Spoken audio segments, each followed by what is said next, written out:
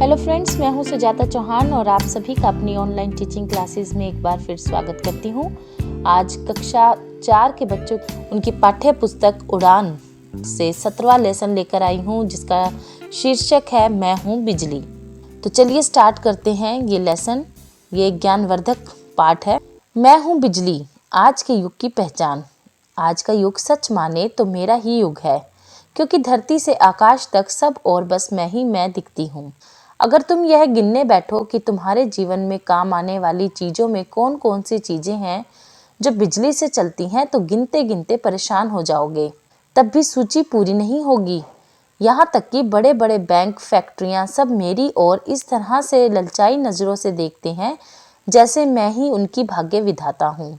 मैं हूँ तो सब कुछ ठीक ठाक, और मेरे जाते ही सब कुछ उलट पुलट हो जाता है।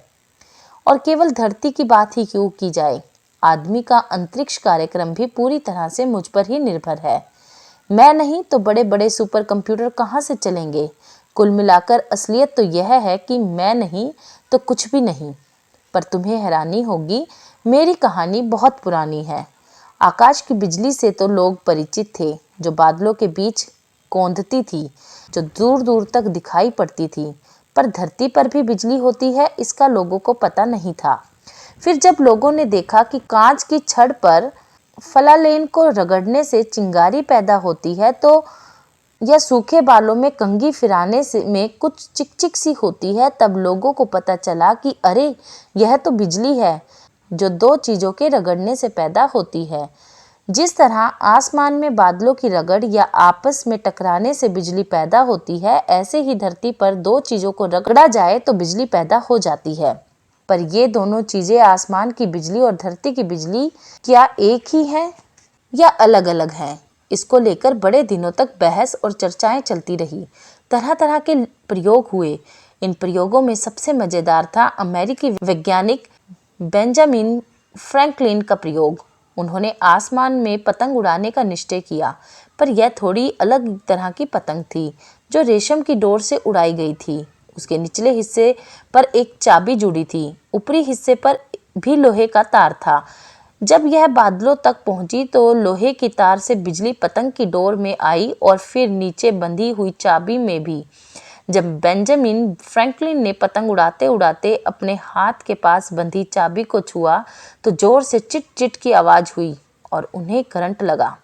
पर बेंजामिन फ्रैंकलिन इससे घबराए नहीं, बल्कि खुशी से उछल पड़े। उन्हें अपने सवाल का जवाब मिल गया था, यानी आकाश की बिजली भी धरती की बिजली की तरह है।